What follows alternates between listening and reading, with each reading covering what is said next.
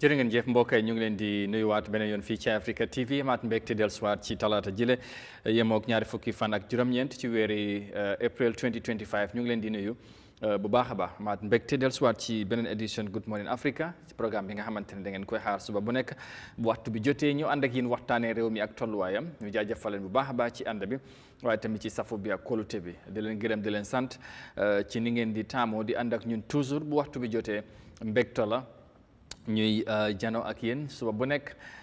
di ci waxtaan ndax nag réew mi comme ni nga ko waxee nañ continuer di ci pencoo ndax nag loolu moo gën pàccoo réew mi loolu moom pàccoo gënul ci kenn waaye ak ci lu ci munta doon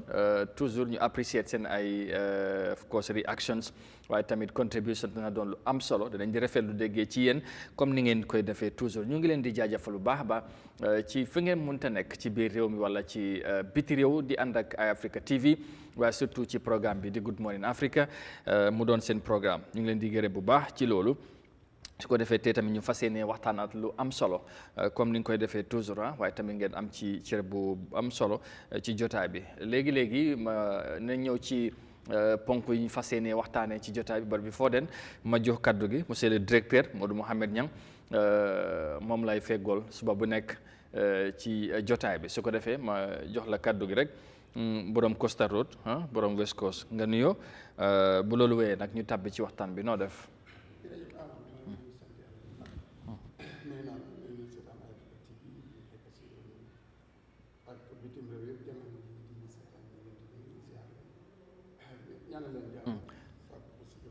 waaw si fu mel ni gars dégg non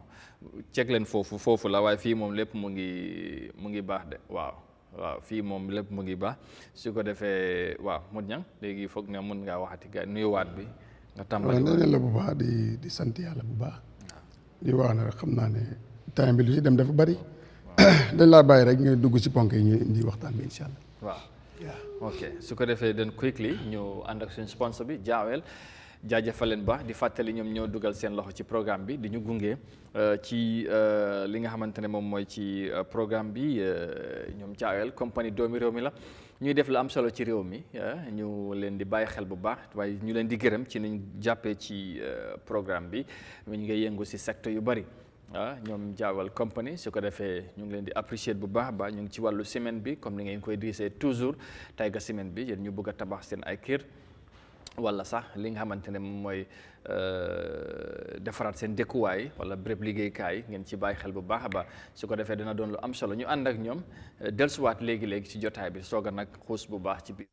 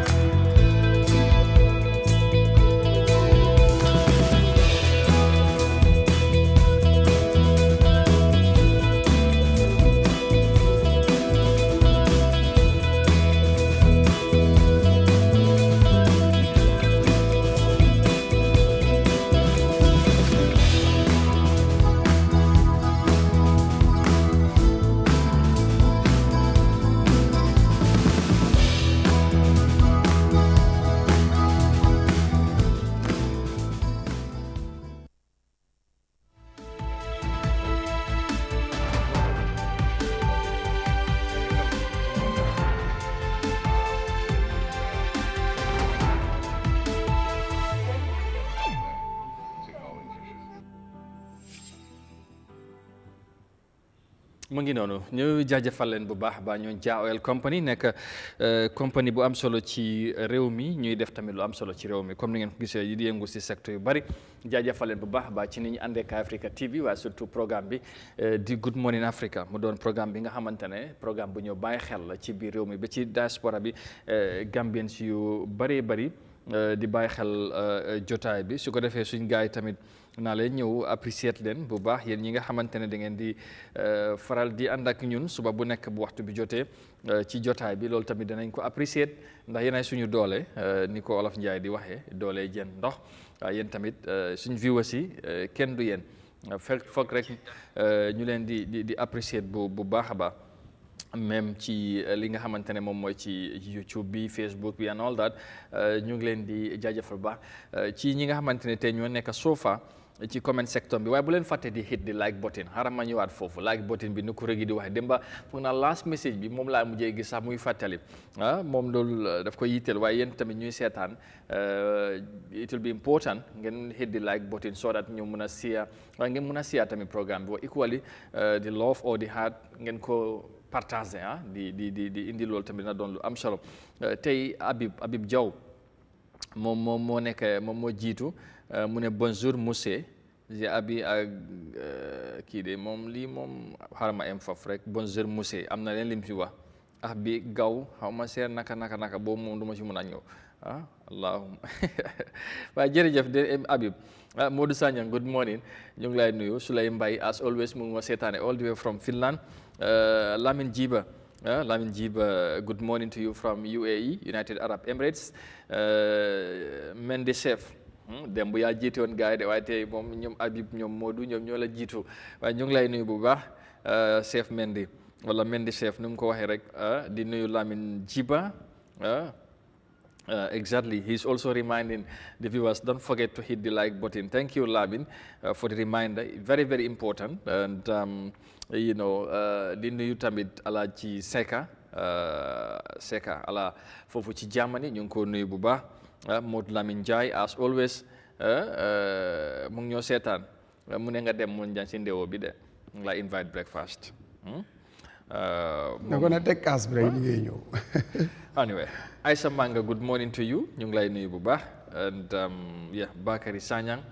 Bakary Nyasi is just coming on ñu ngi ko nuyu moom tamit good morning Bakary and thank you very much and like I always say never forget to hit the like button and equally you can share the program you can share the love sign or the heart we will appreciate that you know so that the more people can follow the program and we will always and you know as usual happy to receive your comments never hesitate or feel shy to share your comments they are very much important to us and we will of course take time to go through some of them which are readable. We can read them out. Those that are not, we just allow them so you can interact on the comment section. But of course, ci Facebook bi tamit dina doon lu am solo su ko defee tey ci ponk yi danañ ci waxtaan li nga xamante ne moom mooy li am solo danañ am ci kanam tuuti danañ am gan ci li nga xamante ne mooy ci studio bi war a waxtaan ak moom yëfi ndaw taxawaayam di ci wàllu métier bi ak tamit yeneen yi nga xamante ne ñu mu ngi cee yëngu pour mun a nit ñi askan bi daal mun a gis seen bopp loolu ci kanam tuuti incha allah but before then danañ ci kanam tamit jokkoo ki nga xamante ne moom mooy di general manager of ferry services ndax am nañ yaakaar ne war nañoo jox update ci Kanilaay ferry bi ndax démba commencé nañ wala def nañ li nga xamante ne mooy testing bi démba gis naa di ministre of transport PS bi ak moom GM bi ñu ngi fa woon bëgg nañ xam ndax week bii na wala early next week li nga xamante ne moom mooy ferry service yi dina tàmbali wala Kanilaay ferry bi dina tàmbali liggéey bëgg nañ ci am update ak naka lañ gisee renovation wala defaraat bi nga xamante ne defar nañ ko but danañ tàmbali ak demolition bu xew Salaaji of course you know impact bi ci wàllum security kaaraange Modou Lamine Faye dina ñëw ci line bi waaye of course tamit ci Banjul port bi parce que ñu bari nañu rafetlu ni fa Albayrak def ci li nga xamante ne bu ñëwee ak léegi but moom ML ak bëgg nañ tamit mu indil ñu beneen gis-gis ndax nuñ ko joxee tamit outsourcing bi ndax am na ci beneen gis-gis bëgg nañ ci waxtaan ak moom ci loolu su ko defee mon ñang loolu moom mooy ponk yi but dafa mel ni kon niñ ko yàgga di waxee quickly nañ am ML ci line bi but soo xoolee xam nga waxtaan nañ ci affaire port bi but yow dama la amal démb dama ñibbi ba pare ma read comments yi ma gis fa something you know xam naa loolu dina la neex but soo nangu ma ko bëgg a wax fii but maybe I feel like kon démb danga ma xañ ma wax li ma bëggoon a wax ma téye ko rek des na si yow de dama daal dama ngay feyaa rek non man kay feeya naa dama ne bu dee indi bi ma ñibbee dama gis am ku text something te ku dee follow programme Facebook xam naa dinaa ci ñëw ci kanam ma gis am lem laajte te dafa loolu moom ci yow la jëmee ma ne lii moom suma waa ji moom lii moom démb xaw ma naka laa ko misee ba amoon na solo de waaye dina dem ma téye affaire yi balaa ma koo wax bu fekkente ne nangu na ma li ma bëggoon a wax démb ma wax ko bu fekkee ne bañ na ma téye affaire ñaari yëpp ñu ko man nga feeyaa rek news is not only li la féeb wala li nga bëgg rek man joxe ma fii ngay yow gis nga loo teg si taabal bi rek bokkut ak lu ñoo jox gars yi nii between us rek xamal ne sa grano cake la waaye loo xam ne ni yow dañ la si caw doo ko indi doo nangu mu indi ko déet man kay musuma laa fi tere nga indi doo ko nangu sax waaye boo gisee lu neex daal fekk yow moom si fu nga far la wala fu ma far da nga ko dee bëgg a indi si taabal bi loolu feewul waaw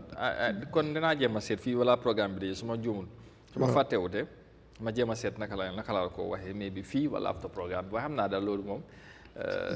naa ci balance but anyway coming back to what we are discussing today balaa ML di ñëw ci line bi balaa ñu ko dugal mooy impact lu xew sàllaaji wàllu si ndax security am na any security implications moom di bëgg na cee def jàngat but tamit lu xew ci port bi comme ku mel ni yow ak ñeneen ñu bari rafetlu nañ lu fa am and then but ni ñu ko joxee outsourcing bi xëy na tamit am na ci li mu bugg a indi leeral beneen gis-gis loolu ban jàngat lañ ci mën a def especially lu xew sàllaaji ci nuñ li nga xamante ne moom mooy nuñ daanale kër yi. waaw sàllaaji moom ñëwoon neen si ñëwaat si because lu fa xew ñu bari si askan bi rafetlu wuñ ko because benn nguur bi moo la jox kayit benn nguur bi moo la aay benn nguur moo daane sa tabax so loolu ñu bari si askan bi dañ ko ñaawlu te réew mi jafe-jafe gu nga xam ne nii tabax fi saala cabinet rek is a problème ci fekkee amuloo si rëy looy yëngatu si li nga am boo si génnee si départ li siy des balaa nga see mën a tabax saala cabinet is a problème loolu moo tax askan bi ñu bari ñaawlu ko foogoon naa ne si réew mi fii ku nekkut si kaw yoon bu nit ñi bëgg a dem demuñ warut tabax fu ko nguur seetaanee ba mu tabax ko ba pare dëkk fa ak famille nga dem daane ko loolu warul nekk parce que before war nañ see mën a jóg balaa anything di happen so suñ seetaanee loolu ba loolu am loolu dafa ñaaw bu ko si réew mi nit ñi amuñ rawatina nga fekk ku dëkk ak njabootam nga daaneel kiram loolu dëgg ifin si koot mayee nit loolu sax nguur gi waroon na bu loolu amee sax mu jéem a fayal ki nga xam ne moo tabax ba pare sax ki moom foofu nguur war a koo daaneel ifin si fekkee banque la sax responsabilité nguur loolu wala waroon na yegg sax si dimbale askan bi ba mu fayal ñu mel noonu pour ñu desaat si seen kër yi because kër dafa jafeñ si réew mi because démb rek maa ngi seetaan benn vidéo vice président su ma yel dem si moom lu bari muy wax ne suñ moytuwul laan si réew mi dina mujj si loxo li nga xam ne mooy gan yi spécial di state di foreign real estate si bu ma dégg ko vidéo bi it was something very important mu mel ni mën na ko ne sa wax bi de léegi accident si daanaka because soo doon seet léegi réew mi fu gën a baax yëpp daanaka joxe neen ko so loolu la anyway lu métti la ba léegi saa yéen ko waxee position bu ma si amoon laa si am ba léegi te gisuma leeral bu nit ñi mën a indi waaw implication bi xëy na ML bu ñëwee na ci gën a indi leeral but ñi nga xamante ne yàgg ak koto bi am dara sampa ko kooku nga ñëw daane lim moom est-ce que loolu mënut a indi fippu tamit ci wàllum non loolu su dajale kaaraange loolu am nga li problème réew dama la ne wala yoon si géej la em poussante si maraaj la em gis nga soo toppee nit ki ba mu sës rek dafaa jaakaar la yow mun naa résister ak loo munta am ifin moom su amee gattax xam nga gattax su ko amee dafa fees ak ki amee sax fetal lu munta doon because dafa sës wala ku amee ngànnaay soo askan nag duñ ko puus ba mu sës waaye itam gis nga ay gamb yu dajaloo mu jëm tëf rek toj rek soo dajale gamb yi mooy di tooñ fii nit ñi di def fii nit ñi loo leen war a def so loolu boo dajee ak nit ñi ak mer ak xiif ak yooyu ñàkk rek baaxut si réew daf dee teel a indi problème trop so yooyu dañ ko war a avoid bu baax parce que man lu ma gis sàllaaji càggante def si am gis mënumaa gis génn nguur jox la kayit na la sampal génn nguur jox la kayit ñëw daane ko so loolu dafa xaw a yéeme trop si réew mi te moo tax bu ma déggee the former vice président mu ngi adresse ministre of land loolu ma ne ak seetal vidéo bi sax dama ko mujjee download mën a xoolal ak lu mujjee xew right na dafa yéeme trop waaw dafa yéeme anyway lu mënta nekk rek nguur gi waaw man gisuma kuy liggéey réew sécurité yi ci nekk ba ñi ngaa liggéey mun la leen wax dëgg ak li ngaa liggéey la mais ni comme to di port bu fekkee dafa ñëw waaw boobu itam agreement si warut a nekk lu umpale si nguur gi si askan bi su fekkee dafa ump askan bi rek nekkul dëgg wala baaxul donte ne commencé nañ gis yes and impact bi moom ak nu munti demee apprécier nañ ko because yaa ngi doon gis loo xam ne ni mun naa jël wékk nga am fast track gis ko te loolu mun naa indi interest réew mi ñun foofu leen suñu xam-xam am ab seen nañ loolu waaye bu fekkee nangutoo yi baaxul ci askan bi te ñoom waxaluñ ko nit ñi loolu des na si ñoom ak yàlla all right jërëjëf su ko defee dinañ ci waxtaan ak ML quickly mu indi ci jàngat moom tamit ci ni mu ko yàgg di defee any issue li xew ci réew mi bu ci askan bi waxee nit ñi react ko of course dinañ ko bëgg a indi mu indi ci independent or expert point of view ci niñ ko jàngatee Modou Lamine Faye doomi réew mi la mu ngi foofu ci United States of America xam nga màcc ci wàllu criminology of course ci wàllu yoon ak yoonal yi tamit toujours dinañ koy am ci line bi yéen ñu dee follow programme bi Modou Lamine ñu ngi lay nuyu bu baax am mbégte amaat la ci line bi naka suba si jërëjëf Mr Kanté Mr Nyang jërëjëf Gambian Sénégal di déglu and thanks for having me again. Always a pleasure to have you on the line. You discuss matters back home here that, of course, in one way or the other, affect or interest the Gambian people. We will be discussing two matters. One would be the post-related issue, and of course, the Salaji matter. Being a hamantene gis nga ñang munche comment led. But before we ñëw ci affaire Salaji, first and foremost, the outsourcing of the ports to Al Bayrak, which is a Turkish, company. Then ci outsourcing bi buñ ko joxee cooli bari woon na ñu bari wax ci contract bi nuñ ko defee wala ndax dañ moogee suñ port bi Gambia xëy na Gambia du ci am dara but eventually after buñ ko defee few months or daanaka 1 month daaw laan buñ starté nit ñi gis nañ impact bi ñu bari tamit am ci positive reaction ne léegi ñëw nañ clear nañ ports bi and all that but outsourcing bi ci wàllu kaaraange réew mi security national security related matters ban jàngat nga ci mën a def ci situation bi nga xamante ne am na ci. waaw jërëjëf Mr Kanté xam nga Gambian bi moo dee gis paani ndox dafa mar mu gis paani ndox waaye du xool paani ndox bi si lan la toog understand nga bram ko approach moom daal na baax rek te xam nga so amee njiit yoo xam ne ni with all due respect to them they're useless de pare they are slaves ay slave lañ ci seen mindset bi da ngaa gis ne dëkk bi du dem kanam and then the sad part is mooy ne the distraction here mooy ne the same equipment bu ñu fa nekkoon doon manage port bi or own fellow Gambians ñoom la ñuy di use so what is the issue here definitely dafa prove suma point ne Gambians cannot do anything for themselves, especially ñoo xam ne ñooñu leen fal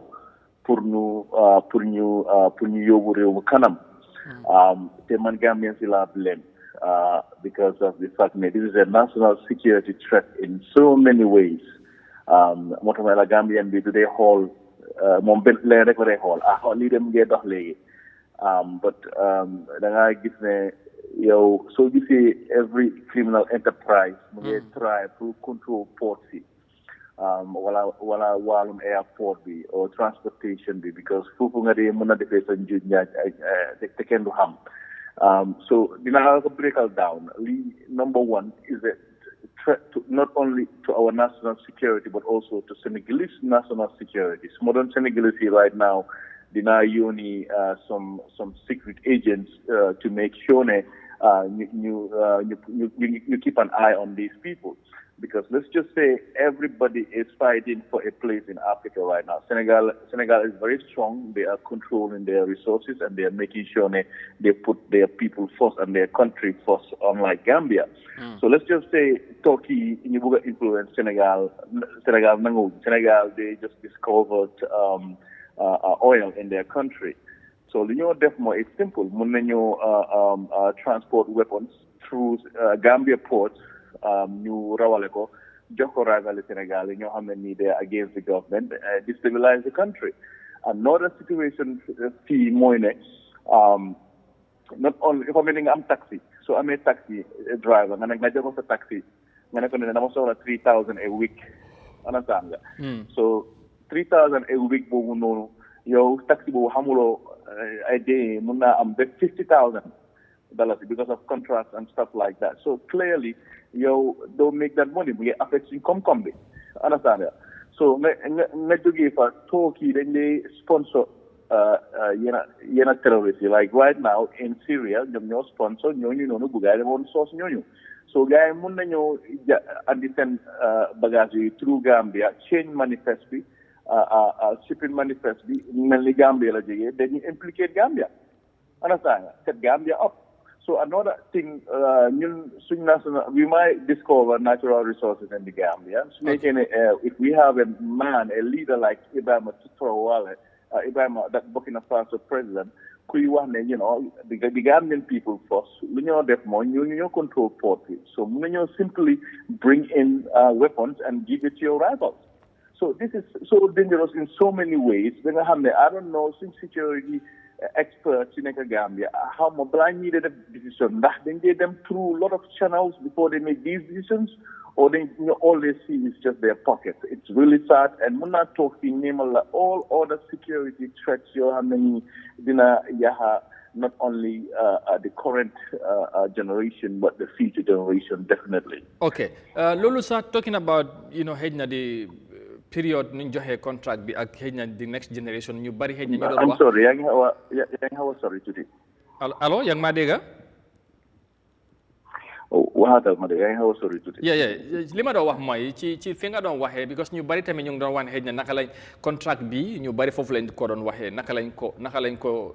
ko defee ndax Gambia dina ci gis boppam xeyna yaa ngi wax tamit Gambia ci ñu bari benn side bi rek lañ dee xoolee xeyna lu bari tamit probably ñàkk xan bi la ak xëy di sensitivities involved but then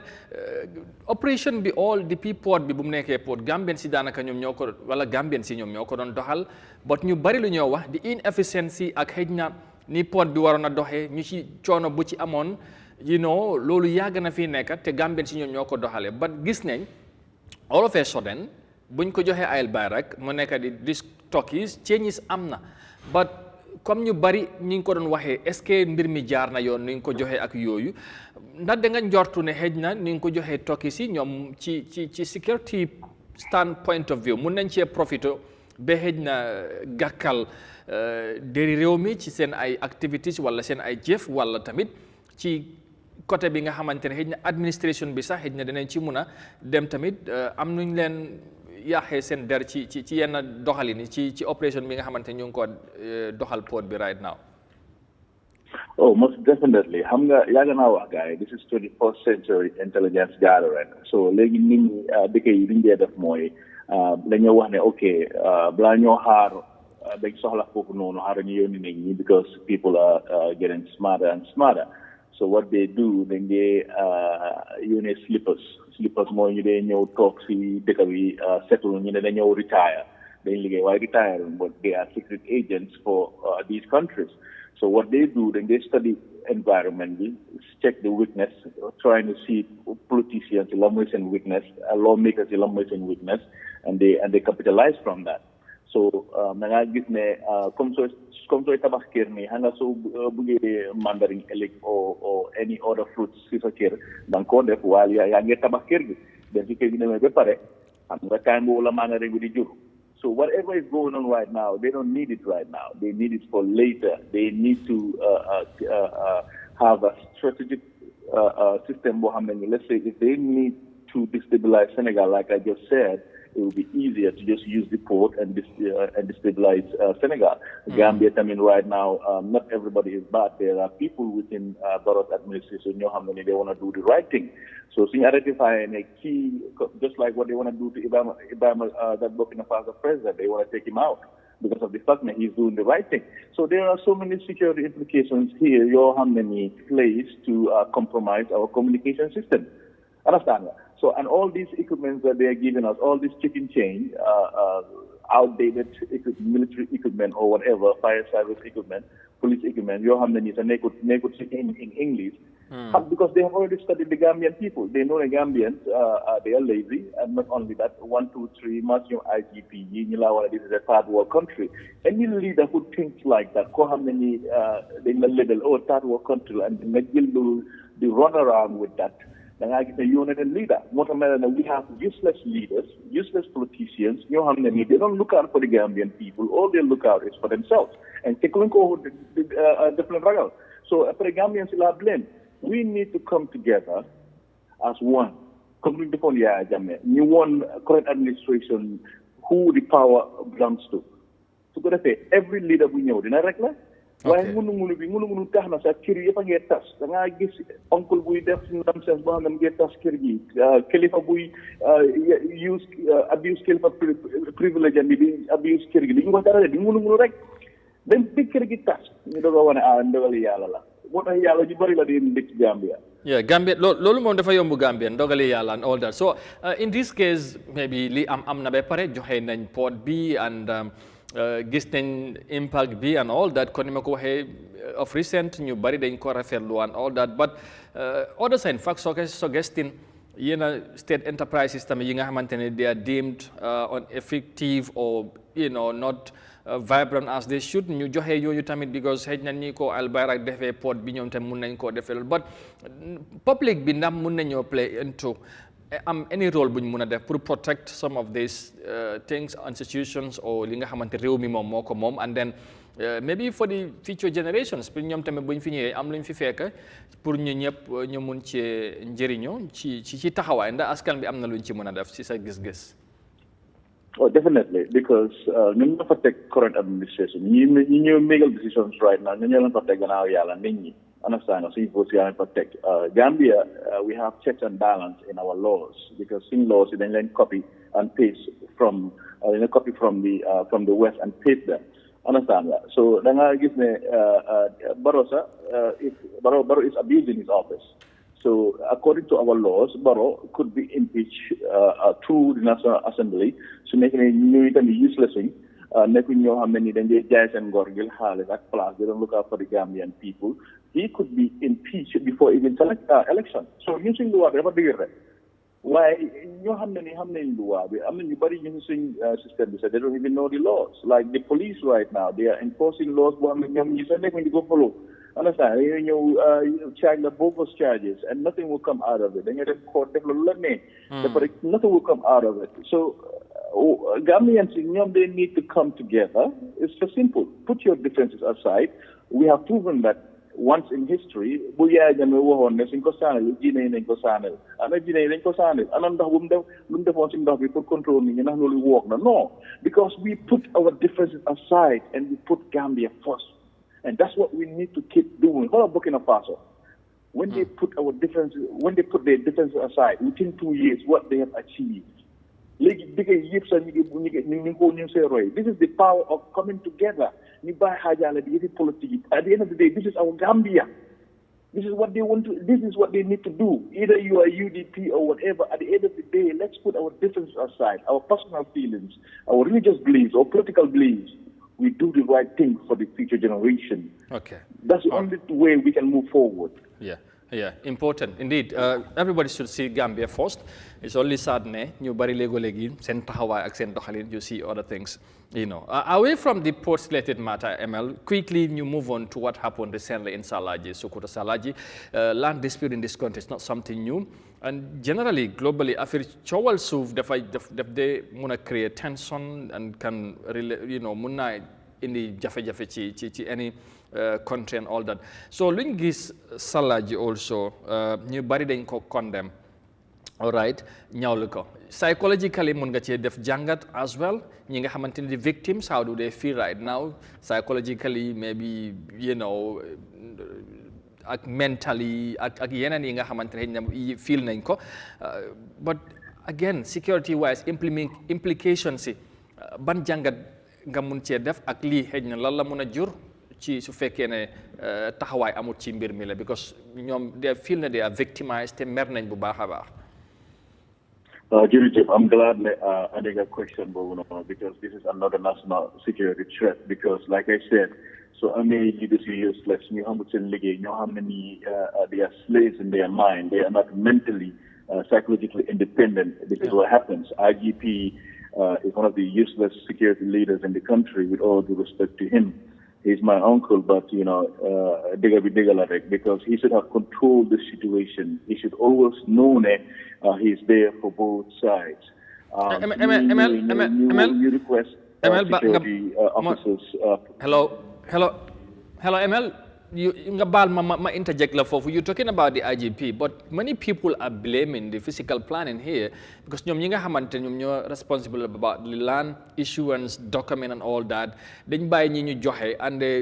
buy leen ñu taba ba pare xejna bala the issue because so waxe IGP ñu ba dañ jaxlé xejna security bi ñew na but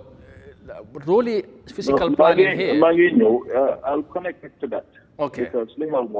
physical planning, we don't have nonsense. So I physical planning. Ham denye, suñ demé ñoom né dañoo news guy and like excuse my language, dañoo do guy nice. So what they do, so we are unfit. Security forces guy anal, army we argue no ñu federal. Understand that? So ñoo they deploy ñooñu.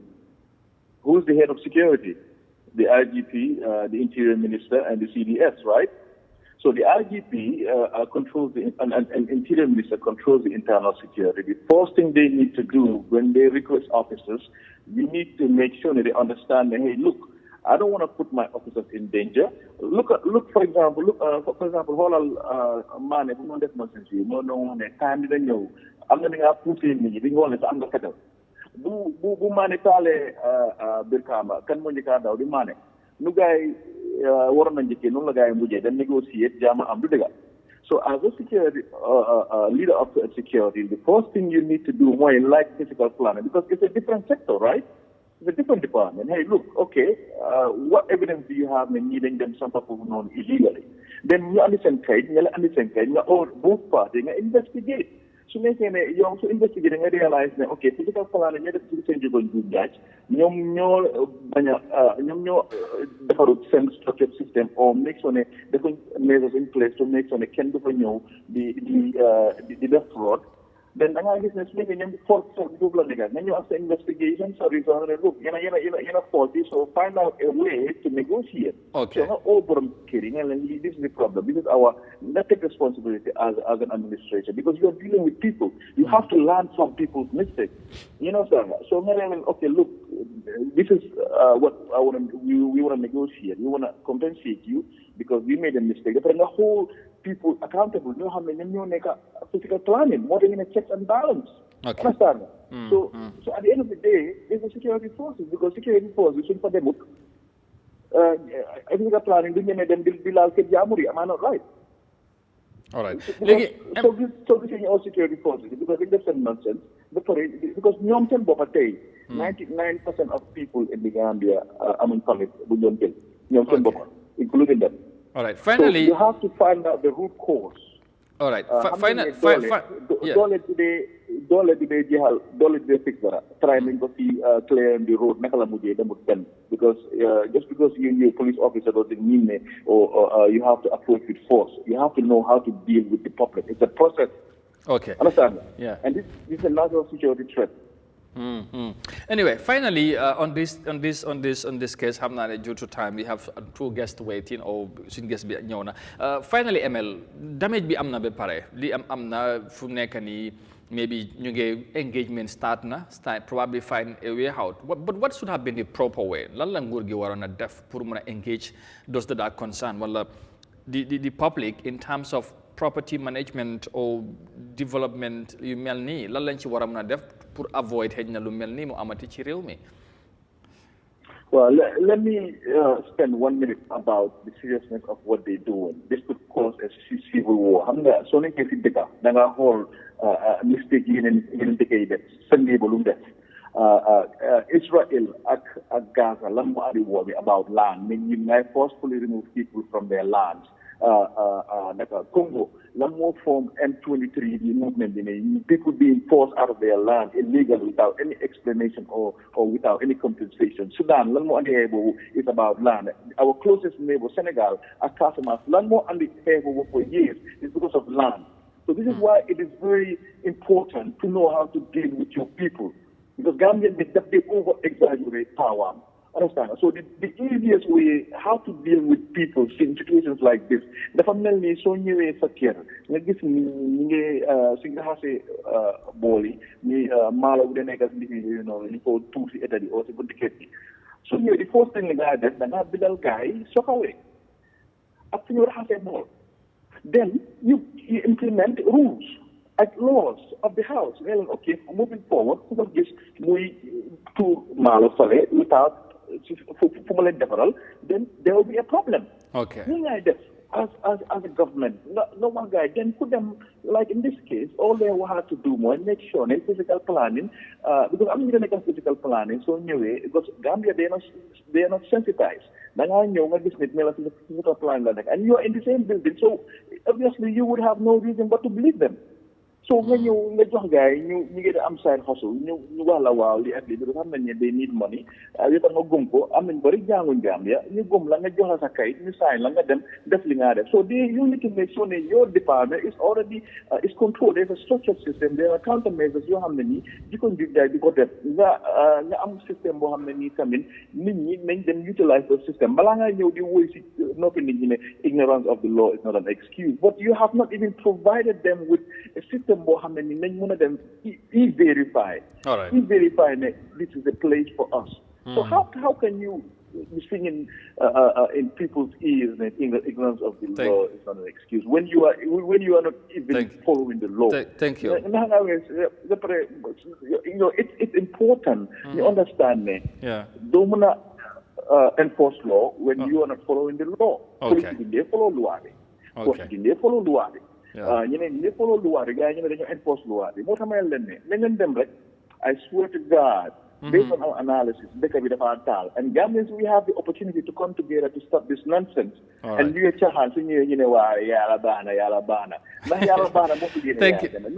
Thank you very much. We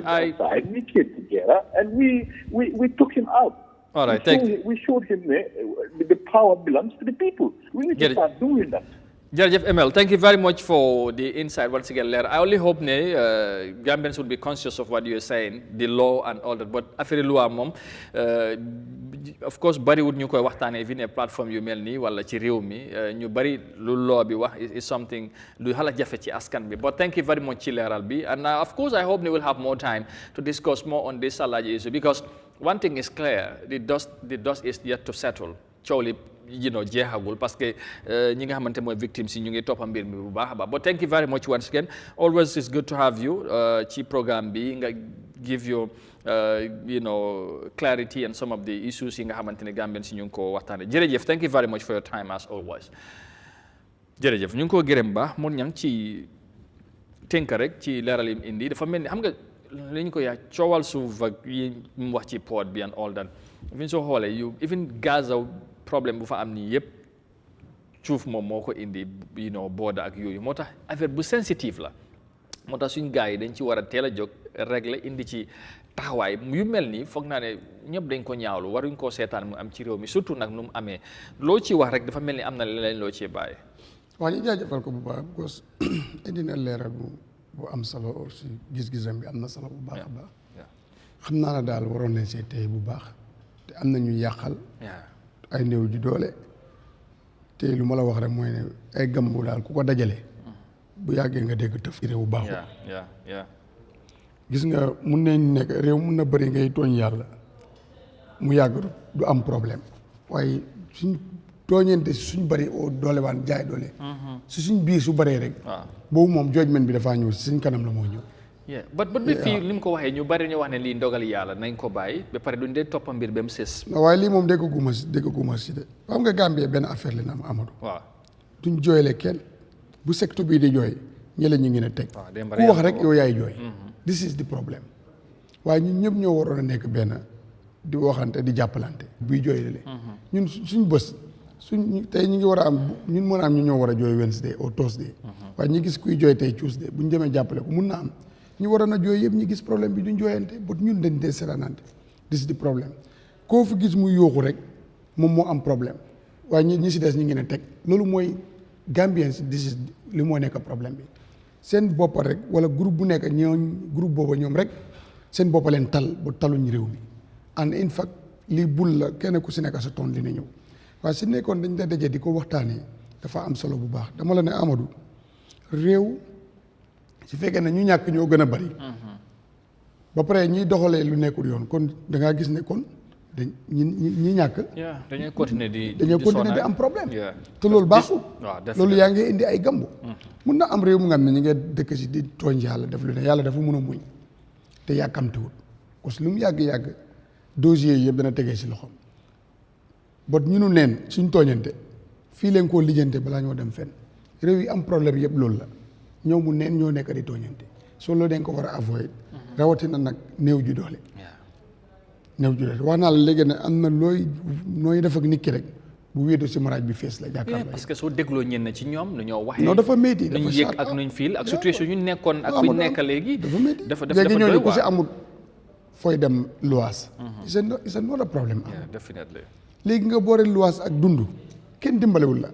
su la yàlla dimbalewul pire rek nga dugg si la war a dugg an moo tax problème yi te ñu bëri leen ci naxari mooy seetaan bi dafa am ba pare loolu mooy ñu soog a ñëw react te réaction bi ni mu indi dafa mel ni dafa gën a indi lu pire mooy li gën a métti ci askan ñi nga xamante ñoom ñoo fa dëkkoon parce que nit ki nga xamante ne tey ñoom ñëpp boo waxee ku nekk am na li moo génnee ne suma kayit mu ngi nii te ñi ma ko joxe te ñoom ñoo bokk ci ñi nga xamante ñoo ñëw right di daaneel seen kër 50,000 nga day jox nguur mu jox la laan bi léegi loolu nga dem nga seetaan kooku dem jaay laan bu millions loolu baaxul nguur gi war na bàyyiwaat xel mbiri laan si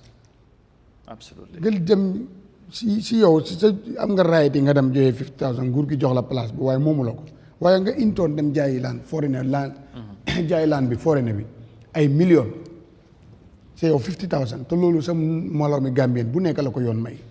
so loolu yëpp doxalin la yoo xam ne nguur gi daf ko war a bàyyi xel parce que doxalini laan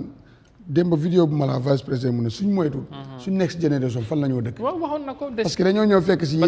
few people ñooy moom Gambia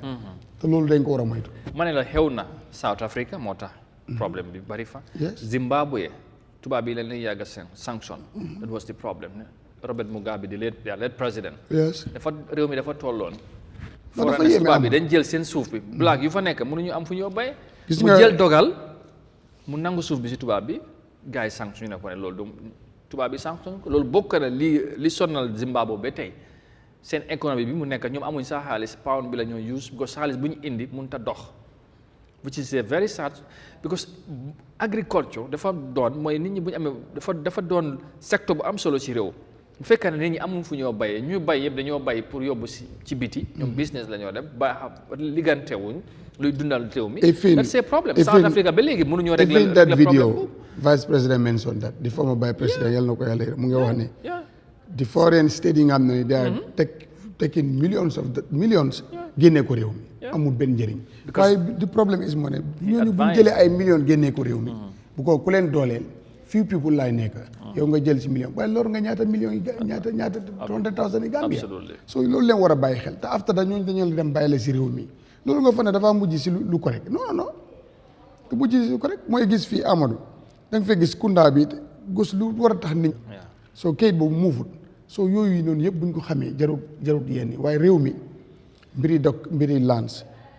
dañ si war a taxaw bu baax a baax a baax a baax bàyyi ko xel parce que nag yow groupe rek nga dee gis groupe dem di attaqué ay nit di mark fence groupe jëlewuñ dara amewuñ benn kayit ñoo xam ne danaan suma maam moom fi ñoo xam ne samp nañ fa dëkk fa loolu ay caaxaan yooyu noonu nguur di seetaan loolu ñooñu mun nañ génn ak seen jaasi parce que soo bëggee génnee suma bàyyi kër gi ñun kër gi leen amuñ dara nga bëgg a ñëw génne ñu fa ñu torox ñooñu ñu am dañoo taxaw fees ñooñu te ñooñu sax ànduñu ak sax police bu ñu àndoon police sax ñu ne ok xëy na ñu loi moo leen ko may waaye maanaam yëf yi yomb na yomb nga xam ne notel bi si nit ñi jël seen kër yomb na yomb nga xam ne léegi da ngaa gis sa groupe jóg ne suñ maam moo nangam fexe di rëdd ay laay ne xonq si te loolu nguur moo ko waroo def si fen si jàmbur pare koo daane am na kër yi nga xam ne bu fekkee paa mu ngi am ay doomi góor doo leen fa bàyyi loolu nag buñ ko xeeb safara boo ko xeebee mu yàq la parce que safara duñ ko xeeb moo tax yun problème yi ndaw yi dañ si war a taxaw mbiri laan luwaay yi si nekk baaxul dañ ko war a defaraat parce que toroxal nañu bëri. foo mënta dem loolu sax because amuñ ñoon li ñuy wax ne land policy in this country ñu ngi ko soog a developed. baaxul ni ma déggee ministre bi di wax develop nañ léegi amuñu woon luwaay yi nga xamante ne ñoom ñoo wax ne affaire yi suuf ci ni fii lañ mun a nii lañ koy doxalee kii moo yelloo am lii ak yooyu am nañ nag li ñu wax ne ok wante ne ay ñu ko seen maam ñoo ko moomoon seen parents yi loolu tamit am na dañoo wax ne customary xaw ma inheritance land ak yooyu ak lease land bu ñu lease ak yooyu xam nga loolu yëpp daf dee policy yi nga xamante ne dañ ko développe ci réew mi ñu ngi ko soog a waaw nga loolu yëpp ak lu sa maam moom bu nguur soxlaa dafaa jël bot ci naka la koo jëlee xam nga di ko ñëw rek di ko fokkal léegi xoolal forest bii nii dafa nguur soxlaa dara dafa dem kum ko lijjantil forest bi si bu jaabang bi wala sàllaaji waaw da nga foog ne ay maam yi ne nangam fekku leen foofu ndax bi ko nguur soxlaa dafa oo maam yi ñooñu bu ko kenn yow ñeme ñu loo dem kenn ñë tatti baytat yi kenn ñëmoo dem jaay forest bi bu nga xam ne loolu tam danaa ñoom bokk si li seen maam yi moomoon ngay bu ko dafa fekkoon bu dee jaabang ana seen maam yi boobu bu dee Sukuta wala bu dee feneen lu tax forest bi ñoom seen maam yi génnee ko seen moomeef fii lu nekk nguur fu nekk bu ko soxlaa mun naa wax ak kooku si njëkk ak teranga si yoon si luwaa ba mu jot foofu jafe-jafe li nga xam ne mooy réew mi parce que suuf fexe neen ba mu seer si réew mi seer gu nga xam ne nii wax naa la emtilaan mu nga ko jaay fi Gambia dem jënd kër Sénégal fu mel ni Kaolack o Mbuur tabax ko soo moytu sax Dakar te loolu jaaduwut si réew mu nga xam ne ni yow yaa gënoon dool te ñu ëpp ñi nga xamante ne daanaka loxo jotut gannaaw definitely jaay kër ay ñaari nit ñett ñuy dem koot kii am dëgg kële du am dëgg réew mi nga xam ne ni gis naa réew mu Gambie rek ngay gis public school nit ñëw di génne ay taalibe yi jàng dàq leen si biti pare jël school bi loolu fan la am réew moomu da nga fa ne mu ngi bàyyi xel affaire yi buñ taxawutoon moom konoon fu nekk ni leneen lañ doon wax seetal loolu anyway dañ ko war a bàyyi xel jërëjëf suñ ko bàyyiwu xel dafay ëpp loxo de waaw mbiri suuf te ñu bëri torox nañ si suuf ñu bëri famille yi bëri daanu nañ si suuf léegi ñu ngi wax ne land policy am na but is one thing tamit nga am ay loi nga réew mi ñun dañu am fi loi yu baax waaye but loi yi daanaka ci box yooyu ni black and white ci kayit yooyu la am ok pour ñu implement fu ni mu waree loolu tamit is another thing in terms of policies in terms of programming documents yu baax Gambia is one of the best to be reckoned with loolu moom binda ay programmes wala binda li nga xamante ne mooy li ñu soxla pour mu convince nit ñu jox ñu whatever lu ñu soxla as a country wala association wala loolu moom kenn daxuñu loolu but implementation doxal mbir mi pour mu dox te bu doxee nit ñi gis seen bopp loolu is a problem te nag loolu rek moo am njëriñ you know so anyway we will just have to leave it at that and like I said the issue of this Sallaji land man I think the dust is yet to settle te nguur gi xam naa danañ make sure ñu def ci lu war you know pour make sure ne li nga xamante ne mooy lu ci war ñu engage the victims and dem a seet la leen cee def we were supposed to have the ferry service JM but xam naa loolu danañ ko leb ba suba parce que time bi mu ngee dem te suñ gan bi yegsi na den suba incha allah bu ñëwee ñu engage ko kii mu ne Mr. Kante why can't we digitalize our institutions such as physical planning etc for a better management and certainty of public services welfare and social safety yeah digitalization is the modern era you know that's what countries are doing you know for better effective service delivery I believe that should be the direction but a country like Gambia I don't think we will get to that anytime soon. Of course, we have the digital ministry, you know, communication and digital ministry is ministry bu bees la, but fan lañ toll ci mel noonu. GRA, the moment we started to digitalize their send services, they started seeing the results, all right? And they start making more revenue, and that's important. So loolu tamit dafa am solo. So I think other institutions also need to do a similar thing, all right? Lamin Jiba is talking about the Social Security and Housing Corporation. Yeah, loolu yëpp ñoom tamit ñu ngi fi, but beneen affaire la. Moo Lamin Jaay where there is no law in the Gambia, any government work can surround him or herself with someone to back him when he did something bad, and nothing would happen at the end. Yeah, very sad country. You know, Alaji Banta Sisoko, thank you very much from Paris. So stick around with us. We will take another short commercial break, and when we come back, we should be talking about youth related matters in the country. Lol tamit war nañ ko discuss because am na ndaw yi nga xamante ñu ngi ci réew mi di def lu am solo, but support continues to be a problem. What should we do to break those barriers ak tamit support leen ñu mun a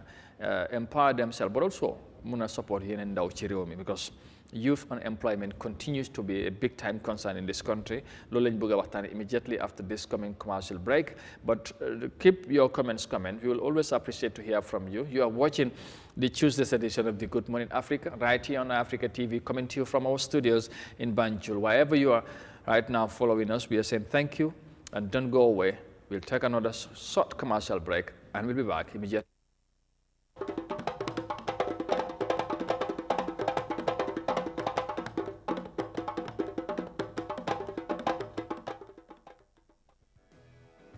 To ensure food security and affordability for the Gambian people, Jar Oil Agro-Food Depot introduces jar rice into the local market. The 50 kilograms jar rice is 100% broken white rice, fresh from India with high-valued quality. Jar rice is available at all Jar Oil petrol stations across the country at a wholesale price of $1,950 and a retail price of $2,000. Contact Jar Oil on 770-8080-715-89 or yet still on 733-01-321. Jar Oil Agro-Food got you covered for all your quality rice needs.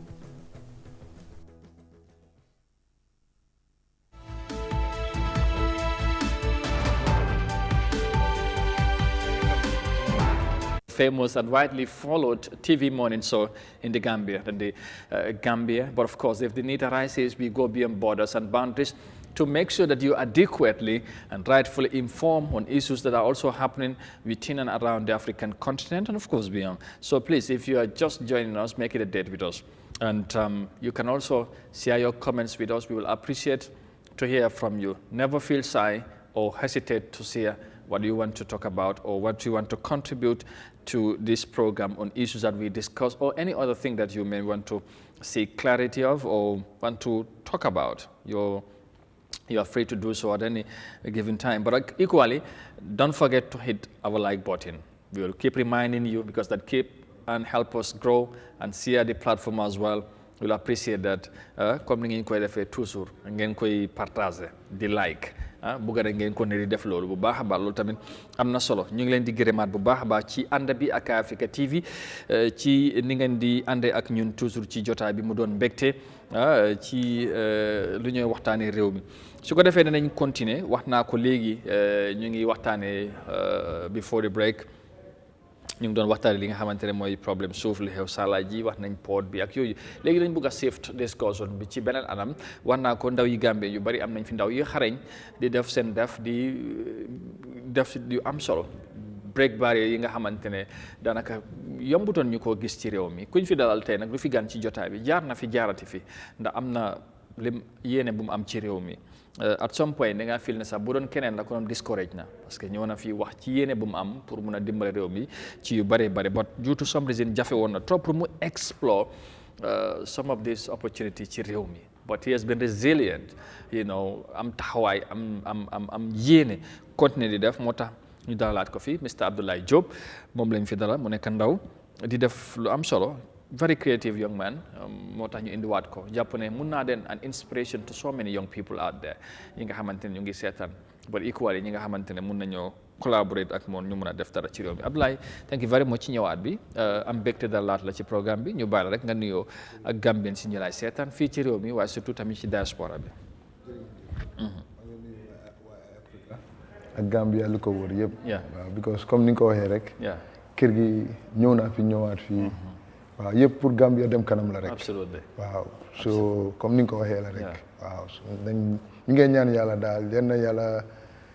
égal yéene daal. amiin amiin yaa rabbi loolu am solo la jërëjëf Abdoulaye ci ñëwaat bi war nañoo waxtaanee si sa initiative si ak ci loo nekk ba de ñu nuyu Mr Diop mu ñoo seetaan même Pa Modou Diop moom tamit waaw exactly kon mu ngi noonu Abdoulaye Diop waaw balaa ñoo ñëw ci yow ci li ngay def ak some of the latest development yi nga am xam naa dinañ ko wone ci ni ngay liggéeyee mu doon yëfi xarañte bu nga nekk ndaw dañoo wax ne ndawi Gambia yow boo ci doon wax pour mu strive pour mu grow ci this country loolu naka la mel ndax lu yomba la wala dafa jafe. ok jafewut ndaw yi ñoo comme li ñoo wax la rek ñoo dese booloo rek. taxaw def benn affaire comme yeneen comme dafa mel ni political party yi ni ñoo taxawee jógal seen boppa pour taxaw wiin. waaw ndaw yi noonu la ñu war a jógee taxawal loo xam ne ni ñoom tamit fu ñu xuus rek dinañ jàlla. togetherness bi moo fa des. because ku nekkaa ngi am sa own mentality. sa own concept. kon dañ war a try def unite together at least form bu loo xam ne ni dina mun a gën a boole ndaw yi mu gën a taxawal loo xam ne ni even suñ rakk yi sax. suñ doom yi suñ sët yi sax dinañ ci mun a grow. waaw du pour ñun de wante ñun ñoo ko war a develop because fekkuñ ko fa. but why is it that booloo mu jafe yow yaa ngi sa ruxa di def sa def keneen mu ngi ruxam di def defam but li nga wax ne booloo boobu amoon xëy na da ngeen doon mën a def lu woon nii pour taxawal dara ku nekkaa ngi xelaat sa boppa te loolu dimbalewul ñu yóbbuwut réew mi kanam soo gisee Gambia gën a dellu gannaaw loolu bokk na si soo gisee Europe tubaab yi gën a dem kanam partnership very important loolu dafa tax gars yi gën a développe da ngaa gis Europe da ngaa gis ñetti xale yu ndaw bokka taxawal compagnie te compagnie boobu noonu dafaa dem ba after dafa nekk loo xam ne nii mu ngi employ ay more than 50 something people wante xale yu ndaw ñoo ko moom wante dañ bokka kii jël lii kii jël fii nag loolu moo fi nekkul est-ce que loolu tamit du ñàkk óolu wante bi moom moo dee indi loolu parce que tamit loolu mu ngi si wante lu ko gën a cause si kilifa yi la foofu la jógee so man such things like that man loolu laa bëgg a strive ñu seet ñu ñoo développé loo xam ne nii. réew mi te loolu tamit noo ko gisee. and then also support bi. waaw opportunity bi amu fa. support bi nekku fa wante bul ko xaar. foog nga jóg dem. foog nga jóg. ok bul ko xaar. wante suma moromi youth yi dañ parewut a jóg. da nga war a jóg def dara. pour dara waxuñ ne soo tukkiwul rek doo tekki non. wala soo xam nga fu ma xëy ni sa kilifa su tukkiwut wala sa mbokk su tukkiwut doo tekki am na ñu jógee si àll bi tey ñëw fii nii téye fii pus tey ñu ngi sa mbat kër demuñ fenn seen kon fii dara lu tax ñu bàyyi seen dëkka gis nañ Gambia lu fi nekka nekkul seen dëkka soo bu ñu leen ko bàyyee ñoom ñu jël si lu ko gën a rapid development pour mu dem yeneen dëkka yi yëpp loolu bokk na si wante Gambia pour nga dem sax ne nit ki ne ma ne lii laay def mu gis daf maa raw diw su amee daf maa raw yow du xool ne kii dañ ko war a dimbale pour mu non bu taxawee mun naa jëriñ keneen ak keneen daf maa raw wala daf maa ñëw xam nga comme ñoom luñ dee xelaat du future ba si suñ jiit yi sax it's about self seen Gambia bi gis-gis boobu lañ am boppam comme ni nga naa wax rek léegi nii self interest la seetuñ dëkk bi seetuñ ndaw high time pour ñun tamit ñu jóg taxawal loo xam ne nii ñoom dinañ jéem a bakoof te loolu ndaw yi ñoo ko mën a def yeneen dëkk yu développe yëpp ñan ñoo ko développe fu mu nekk nii am nañ ci suñ néeboo bi ñuy nekk fii nii Sénégal rek waaw dafa jot pour Gambia tamit def moo daan dat pour yeneen dëkk tamit gis si ñun ne ñun dañ def moo daan Sénégal ñu def ñooñu tamit duñ ko fa mën a xaar noonu like that foog nga ne loolu dina mën a am ci réew mi Gambia yaa ngi wax ne booloo bi dafa jafe yaa ngi wax ne ku nekk yaa ngi sa ruxa di def sa débat luy war a indi tax ndaw yi taxaw booloo boobu est-ce que loolu tamit mu ngi fi in reality ci li ngay wax ni xëy na ñu ngi ko gis yeneen réew but Gambia suñu kol ko du mus a happen and me am ready for it te maa ngee dem te yàlla mu ngi maa jàppale tamit yes pour ñu taxawal pour Gambia dem ndaw yi am fos la damaa ne Job and Sons mu ne ma laajte la ci suñ naataango yi Paradise yaa ngi ko doon def programme ne am na ñu doon call waaw am na ñu la doon call di la wax ne dañoo liggéey ak yow. waaw ba tey yooyu mu ne ndax ñooñu mujjee nañoo ñëw. dara gisuloo kenn. dara waxoon nañ waaye gisut kenn. dara loolu nag def dee am léegi. du dee ñaaka nag ci mbooloo am nañu dee jël ay commitment bot buñ ci li ngeen di gis noonu Abdoulaye moom moo ci nekk di yëngu ci la nekk ndaw la wax na fii ñëw na fii waxuñu ci programme si yu bari bi nga initially bi nga ñëwee. waaw because comme ñun suñ projet bi. lu mu ëmb yëpp lan la. it's about cleaning. and waste management. waaw nga ko fi. te ñun tamit suñ jubluwaay yëpp lan la. lu ñoo cleanal suñ dëkk bi. lu ñoo manageal suñ waste bi yëpp ñoo ko bilal suñ boppa not to import. ñun dañ bëgg a in the future ñu export tamit. very important waaw so loolu moo nekk suñ because right now comme tey suñ programme yi tey bi sax. more of it is waste. waaw because council yi yëpp ñu ngi yuuxu waste lii glace la. waaw because da isi woon naa fi plastic and glass. but bii is 75% glass 25% cement. te waaw weer anything lu bokk si glace. muy table bii nii muy butéel muy weeri moto. kan bi waaw lu bokk si tanki moto. taayas mun nañ koo jël liggéey ko mu dellu si askan bi. lu bokk si plastique ñun ñette yooyu lañ jël. soo si environnement bi ñu jël lu dem si tali bi gota bi ak bij bi. soo te yooyu yëpp ñu ngi leen a bilal machine. soo fu mu nekk ni waste bi lañ nekk di liggéey loo xam ne nii nit yi dinañ mun a gis njëriñu waste xëj na machine bi pour ñëpp defandoor ko dafa métti wante waste bi ñun ñu ngi ci sensitisation pour sensitise nit ñi ne lii mun nga koo liggéeyee lii mun nga see am lii mun nga see am lii because comme lu ñoo wax rek Gambia duñ dee sensitise. waaw loolu moom problème la. waaw bon ñun ñu wax ak nit ñi ba ñu xam. waaw ñun si loolu lañ nekk balaa suñ bagage yi di génn dañ bëgg a nit ñi xam lan la ñëw ñëwal. waaw si sensitisation boobu lañ nekk. so da ngaa gis ne. mu nekk nag drive bu xala jafe wax ak nit ñi ba ñu understand ak yooyu. parce que am na mentalité bu fi nekkoon xëy na tamit li nga wax méttiwut ba pour def ko ba nit ñi xam yow fi ngay waxee. waaw dafa difficile pare la ci tamit gunge. parce que it's not about only xam. yaa ngi wax mbalit bi njëriñ mu ci nekk ba léegi affaire yi mbalit dafa nekk problème. waste management in this country. dafa am continues to be a problem. dafa am lu des. mooy because tragédie la. dafa nekk su nekkee win-win situation. waaw give and take. give and take mbalit bi dafa value. waaw loolu moo am. bu njëkka soo daan dem abu ko feeraay fu nekk yaa ngi ko romb si bi dëkk bi. waaw léegi moom. ana mu tey because it's win-win situation. xale yi sax xam nañ feeraay. plastique kansul bi dañ war a jóg dugal si xaalis. xaalis yu ñoo labaj yëpp suñ ko jëloon dugal ko si waste dina doon njur dara. kansul yi moom foog naa ne wax nañ ci waxati. waaw yow amul foo ci demul. moo tax ñoom bot. waaw foog maa ne buntu ubbi wut. waaw wante dara ñoom suñ defut rek. ñun dañ jóg pour askan bi. waaw te am na ñi nga xam ne nii tamit ñu ngi ñoo jàppale kan bi gis lu ñoo def. ok am na solo Modou Niang dégg nga ko ñëw daanaka wax bi dañ koo beesalaat ak yeneen yi mu nekk ci moo liggéey weer bi ak yooyu ba jafe-jafe bi dimbale suñ ndaw yi ak ku mel ni moom loolu is a problème donte ne ñi nga xamante ne wax na ne ndaw yi dafa doon lu jafe ci réew mi I don't know what's the problem anyway. am na solo bu baax xam naa ne moom yéeneem bi ak projet am bi suñu yëf si nekkoon ne dooleel neen ko. mun naa employé yu si bëree bëri. lu ëpp téeméeri sax mun nañ si dem parce que si région si gox yi yëpp am na yéene bi pour samp ko foofu pour donte am na ñu ko si topp.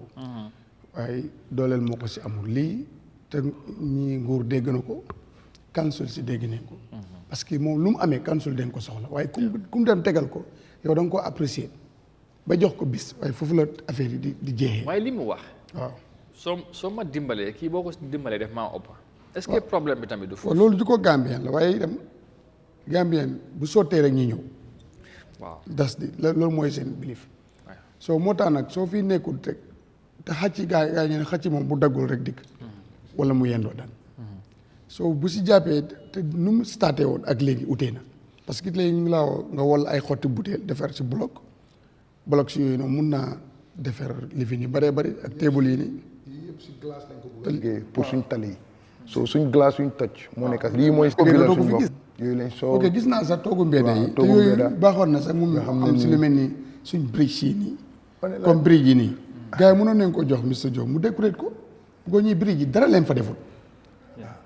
ay xoor kenn xamul raaw na bàyyi mag yi sax mënoo faa dox. parce que yi fa nekk raaw na baaw yi sax man suma bopp sax NRA wax naa leen ko ba sol bu ees te di mooy gën a strong bi fa nekkoon wala mooy gën a lii amul lii am na bus stop yu bëri yu mu war a am look at this yëpp si glace la war a nekk waaw glace and cement te dafa nekk loo xam ne nii yëpp dafa nekk couleur dëkk bi suñ couleur flag bi because man loolu laa gën a bëgg a nit yi gis ko lii soo amee si raw na baa bi dafa nice dafa rafet bu nga te da ngaa gis ne toogu yi fu mu taxaw dafa am dustbin pan si side si ba pare si suuf bi tam dafa am slab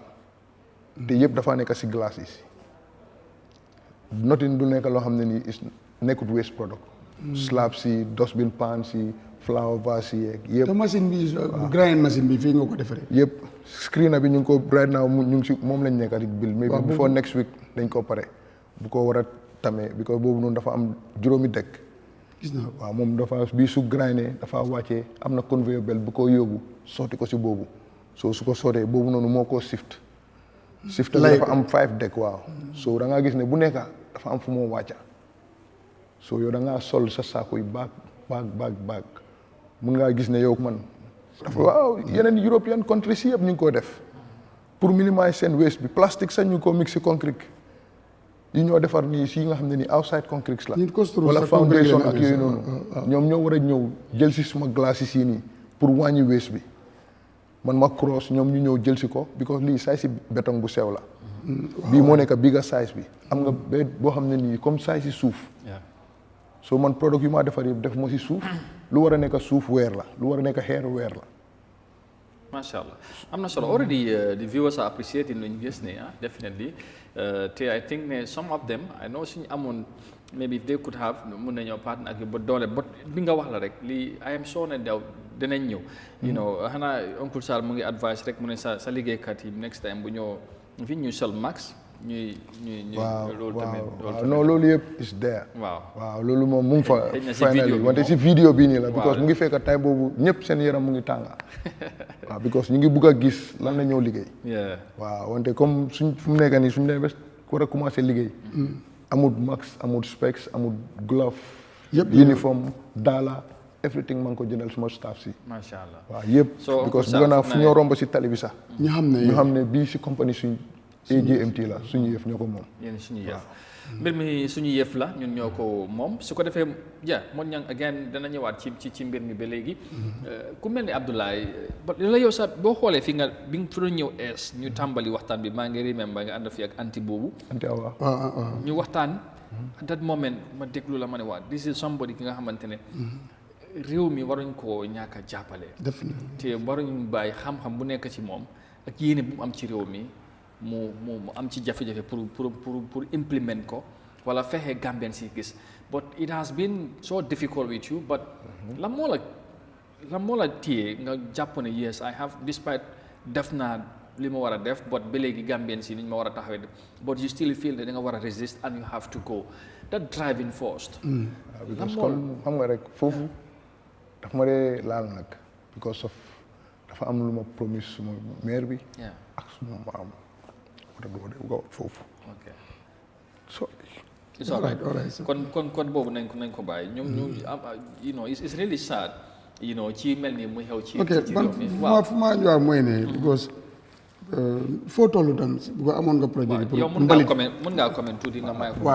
du ma dee bëgg a waxtaane foofu balal ma rek bi wasi sa nañ ma man fu ma bëgg a ñu ñëwaat rek mooy waste bi tam demoon na ba am si plan pour fertiliser ndax ba léegi tam foofu noonu yaa ngi ko balaa moo ñëw foofu nga ok foofu noonu ñu fa ñëw in a good way boo xam ne nii waaw comme like li ñoo wax yëpp dimbale bi moo des waaw wante comme da ngaa gis ne right now si liñ soo gisee ñu jublu si glaces yi dañ gis ne glaces yi mun nañu produce moo matériels yoo xam ne dinañu jox xaar su council bi jëndut dinañ jaay because yàlla sax isil nañu ñoo xam ne ni barki démba ñëw nañ visite si ñu mooy Gambia Holland Gambia MRC Holland Gambia foundation bi seen CEO bi ñëw na barki démba ba visite suma site bi because moom suma benn friend bu nekk fii moo ko won suma li ma liggéey mu gis ne kii lu moo def fii nii te mu ngi déglu suma programme yi over 2 years gisut sponsor gisut nothing so mu ne ma ne yow léegi dama bëgg a ñëw visite si la on Sunday mu ñëw visite si suma site bi after moom si boppam mu boole maa gaayam yi ne ma ne léegi ànd la suma gaay ngeen dem si suñ benn site bu gaay am Brikama because dañ jëndal benn boy foofu noonu laan pour mu def waste management but moom plastique la moo grind di yóbbu Sénégal but moom bu mu gisee produce yu ma produce si la gars yi am interest léegi mu ne ma ne léegi ñun dañ bëgga suñ jëndul sax suñ deful dara wante sa product si ñu dugal ko si suñ project si very good. Okay, that's good. so loolu noonu dañ ko sant yàlla bi nga xam ne nii ñooñu at least ñëw nañ ma mun a wax ne source of motivation la because kooku noonu nu mu ñëwee xam naa ne su ñëwee ñu bari dinañ ñëw waaw comme people like those people. MRC Foundation bi ñu ngi support ñoom tamit ñu ngi implement a lot of projects in this country. schools yu bari fii ñoom ñoo ko build. because right now sax ñu ngi wax ne ñu defal leen budget pour slabs yi pour seen schools yi ak yooyu. yeah that's good waaw wante. xam nga bii suñ ko defee dafa. moom bu mu gisee slabs yi rek waaw different design pour dugal yi toogu yeeg flower yeeg dustbin pans yi dugal ko si seen schools yi. so ñoom dañu wax naka lañ bëggee seen dustbin pan yi mel. nga xam ne ni du am mbuus. dañ leen koo bilal in a way boo xam ne nii su feesee. dafa am bunta si suuf. da ngaa ñëw nga ibi bunta bi. affaire yi yëpp julleeku mu wàcc waaw. yëpp wàcc si suuf so ñoom saaku la ñoo teg si ron o maybe pour suuf lañ faa def. so ñu ngi leen a bilal ñoom pour. because dañ bëgg a bil different bins. yi nga xam ne nii dina jël baag yi nga xam ne nii du jël baag da ngaa ñëw rek teg sa saaku bi si ron nga ibi bunta bi yëpp wàcc si suuf. understand nga boobu xëy na pour council si ñoom tamit ñu mun a mu easy ak ñoom. pour ñu mun a collecte yeneen waste yi because bugguma ko def man kenn. bugga naa involve yeneen even compagnie yi nga xam ne nii sax ñu ngi collect waste. wala yow borom sareet yi nii borom xam nga comme nit ñi nga xam ne nii sax jox nit ñi ay track bike. ñuy dem di la collegal so pour ñëpp mun a involve si affaire yi rek. important am na solo bu baax a baax. benn njaay nag mu ngi laa tooñ de mu ne la affaire yi baax na trop waaye sant bi rek moo ko yàq tamit njaay non ko Mr Diop du nangu loolu xam naa ne waaw mu ne seen sant bi moo ko yàq de waaye jàpp na ne daal góor gi dañ la war a dooleel te yu mel nii comme yow da nga am solo ci réew mi yéen ñuy doog a ñoo dab ci programme bi yéen a ngi ànd ak Eyeafrica TV seen programme bi di Good Morning Africa tey ñu dalal fii Mr Abdoulaye Diop nekk Gambien li nga xamante ne ndaw la am yéene tamit lu am solo ci réew mi di yëngu ci yu bari gis ngeen li ngeen di gis noonu ci seen screen si moom moo ko nekk di defar ma xam-xamam ba te machine bi yëpp moo ko design am na sax beneen machine beneen bu fa nekk yaa ngi gis nga ne machine bi dafa dee war a nga ne dafa war a jóg yaa ngi gis yaa ngi ko waaw am because suñ bit cleaner bi boobu ñu ngi ko war a boobu si boo xam ne boobu suñ commencé suñ waste bi rek because the first dañ bëgg a nit ñi xam njëriñu mbalit waaw wante du moment suñ commencé suñ waste bi rek maybe before ñu wax ay 2-3 months time dañ bëgg a lañ bit cleaner bi boo already boobu ñu ko naka bu nekkoon fële bu pare na bu amee tame bi waaw boobu laa wax nii boobu ñu in next 2 months 3 months time dañ ko bëgg a lañ ci waaw boobu moom dañ bëgg a invite everybody ñu ñëw teewee ko ñu seet naka la machine boobu di doxee waaw because fu nekk nii moom boobu made in Gambia la made in Gambia la te machine boobu noonu mun nañ koo bilee lu ees wante dama ko njëkk a bilee si waste waaw nekkul ne comme bagage yu ees laa jënd non dama dem si scrap yard bi jënd bagage yu ma soxla yëpp ñëw bil machine boobu out of waste because comme fu mu nekk nii lu ma bil yëpp waste la yëpp mbalit la dalee ko si mbalit yi ñooy ñëw liggéeyaat mbalit yooyu machine yi waaw because machine yi mbalit yi ñoom ñooy ñëw bilaat leneen loo xam ne nii si mbalit bi si boppam because machine yi seen boppam si mbalit laa ko jëndee scrap yard si nii laa dem jënd suma plate si suma parts yeeg yooyu noonu ñëw fixe waaw because am naa contact bi pour jënd suma parts yu ees but first dama bëgg nit ñi gis waaw because machine buy bale tali bi sax boobu noonu parts yu bëri KMC ñoo jaay parts yooyu sénégalais lañ ko jaayoon ñu yóbbu ko Sénégal so man bu ma demee ba am contact boobu noonu dama dem ba Sénégal jëndaat ko foofu isi ko waat very crazy yes isi ko waat Gambia isi ko ba si seen mécanique yi moo nekk tàggi taami Yankuba Koli machine bu fa nekkoon isi ko waat ba si seen mécanique yi laaj leen machine bii nii ñoom ñoo ko moom ñu ne waaw fekk am na parts yu ma si doon ut pour mu complete so ñu ne ma nekk fa wante dama loolu lañ ko jaay scrap so ñooñu dogat scrap bi jël parts yi jaay feeraay bi yóbbu parts yi Sénégal yow nga riitee jóg waaw man ma dem jëli ji ko waat soo tey mooy machine boobu non boobu noonu moom laay bilaat si buy bale tali bi because bu ñëw la nekk si saay si ak rola bi ak pompe yi yooyu noonu yëpp Sénégal laa ko jëndee yooyu yëpp te boobu si seen old machine bi la te loolu yëpp dama bëgg a woon gars yi ne seen bagage yu bëri ñu ngi koo jaay di ko dog scrap mun nañ koo jëlaat maintenance ko mu liggéey dan ñu ko dog scrap di ko jaay suñ tali soo jógee ko Westfield ba Tabakoto mun nga fa am ay ten wheel doo dee gis tali bi yëpp suuf la soo demee highway bi rek la number one road bu Gambie am rek sometimes because of lu tax suuf bi daf dee mën a cagloo moo tax fekk machine yu gars yi ici pour bale fii machine yooyu mënut a bale Gambia for 2 months 3 months ba 6 months mënut a nekka because machine yooyu noonu tubaab bi ñu ngee bale seen dëkk 50-60 years ago ñun mosu ñoo bale suñu dëkk bi duñ mun a dem ici machine bi nga xam ne nii Europe ñu ngi ko liggéey maybe 5 years ago nga bëgg a koo ici fii ne dafaa liggéey because machine baa ngi rafet ak yooyu ana buñ ici woon si yëpp par 1 million vacuum yeeg hydraulique balee loolu hit na for 10 years sa dëkk bi yëpp set nga tëj sayti yoon bi tali yu génn si yoon bi yëpp da nga ko war a tëj loolu dafa wàññi yoon bi tali bu mag bi mu tilim because Johnson bu nekk dafaa dugal suuf so waaw loolu tam Johnson ni la gars yi du tali ba si kanam Johnson bu nekk su fekkoon dañ koo tali 100 meters waaw boobu dafa wàññi highway bi di tilim ñoom sax ñu ngee tuumaal tippa yi nii waaye lu ngelaw li di naawal ba loolu tippa yi bokk na si Johnson si waaye mënu du yëpp mu waaw Johnson si soo demee Banjul lu ëpp yëpp ñu ngi ko concrete tooga nga seet dafa nekk dëkk bu set xanaa ñu bañ koo bale ba pare ñu stop sampakat yi di jóor suuf si bunti kër gi loolu tam bokk na si problème sampakat yi doo bàyyi sa kër nga tëj sa fence bi tëj sa kër gi yëpp ba pare ñëw jóor sa suuf bi si yoon bi ba pare yow yaa ngi koo sampa bàyyi ko noonu afta doo ko defar sax doo ko level lu tax yaa ngee di wax ne bëgguma ndox bi dugga suma kër soo yow doo gisati tali bu government bi liggéey te loolu bari na si dëkk bi ñi nga xam ne dañoo ñëw rek sampa jóor suuf jóor xeer loolu ñëw nekk janja nga bàyyi ko foofu léegi ndox bi du mun a dem ndox bi du dem ba pare yow yaa ngi disturb ñeneen yoon bi leebu la tut so loolu council si ñoo si war a gën a jóg anywhere foo xam ne def nañ fa tali buñ alaaw kenn mu jóor fa suuf 24 hours o soo ko fa jóoree da nga ko war a jël dugal ko sa biir kër oo si biir store bi fi ngaa bil dégg naa sax am na dëkk yi nga xam ne da ngaa fay ñu am na compagnie buy ñëw isil la trailer oo isil la dara nga ñu dugal ko si biir kër gi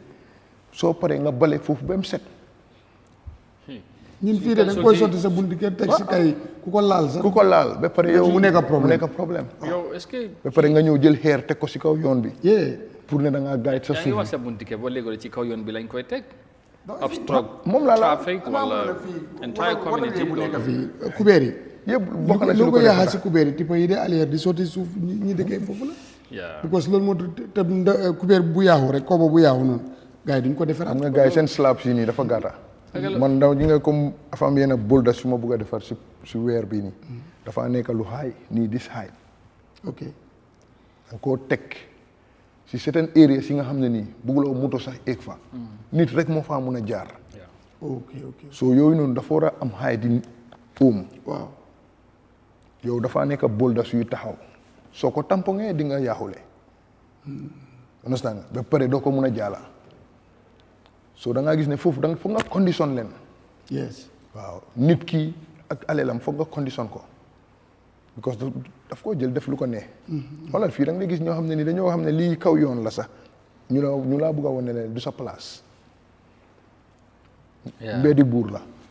am na kuy laajte sax la moo nekk di rôle local council dañu am collègue xawma mbalit rek moom kele ak yooyu wala ba xam naa ne council yi seen taxawaay moom lu bëree bëri am na lu des donte ne ñu ngi def nag ba collaboration dëkk bi si boppam moo bëri lu des liñ fi war a def li ñu war a defar moo bëri ak li ñu war a jubanti am na solo ci li nga wax ku la déglu xam na ne am nga yéene am na loo bëgg a def ci réew mi fu mu nekk nii apart from liñ gis lan moo nekk sa immediate plans as we speak ci lan nga bëgg a yëngu xëj na in the next weeks ahead next 1 month 2 months lan nga nekk di focus yow ak sa team bi nga xamante ne ngi liggéey waaw because lu ñu nekk di focus fu mu nekk nii xëy na next thing bi suñ side bi because ñu ngi locate benn side in Sanyang boo xam ne nii especially on this waste products moom lañ bëgg a base foofu noonu dañoo crosser glace yi fii nii pour mun koo génnee si laan boobu transport ko yóbbu matériel bi Sanyang so foofu lu ñu fa bëgg a plan yëpp moo nekk next 2 weeks seen gars yi sax suñ munee ñëw we would love to invite them also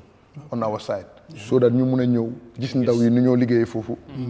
understand nga xale yi nu ñu mel foofu noonu ak nu place bi mel waaw because loolu tamit xam nga comme du man kenn rek léegi waaw léegi fu mu nekk nii mu ngee gën a développe nit ñaa ngee sol seen uniforme di ñëw liggéey si because right now am na ñu nekk Sanyang am na ñu nekk Kanifing ñu ngay job am na ñu nekk another area di job waaw te ñoom ñëpp si about this project la. naka tànki moto yi tam bu ko tànki moto yi waaw boobu tamit comme boobu liggéey naa si slab boo xam ne nii université bi ñoo ko joxoon suma benn koto pour sample because moom dekra roof yi la dee defar soo léegi gars yi dañ ko waxoon ne ko ne dañ fa am seen université bi dafa am ñaari building yoo xam ne nii dañ bugg a def floor in between soo te floor boobu bugguñ noise on that floor te taw bi ak yooyu xawmaat yeeg yooyu soo moom dekra bi la fa boobu moo nekk corget yu dee amee suuf yi si kaw soo bu mu ñëwee wax ma woon ko ne ko ne look ma nga amee rubber tires mun naa laa jëlal poxy bi nii ma mix ko with the tires ma lalal la ko si wëñ bi understand nga boobu dafa mel ni li nga teg si suuf bi comme gis nga carpet bu ñu lal si stadium bi red carpet boobu nu mu téyee boobu tam noonu la moo téyee si wëñ bi si kaw lii si kaw wëñ boobu noonu so boobu ma nga amee sample beeg yëpp jox naa ko sample bi pour mu yóbbu ko si université bi pour rubber tires gaay gis ko waaw te boobu si tànki moto lañ ko defaree loolu ko dañ bëgg a make sure ne dina nekk mel comme scrap in Gambia prix set ba pare da ngaa gis ne si mbalit boobu la ñoo jël développaat areas yooyu waaw mbalit bi la ñoo jël delloowaat ko si areas yi développe ko décorer ko lu fa necessary ñu def ko fa am na solo very important still on your comments am na sa Mr Diop mu ngi laa défendre mooy la bëgg mu ne bul faale njaayeen bi anyway loolu am na solo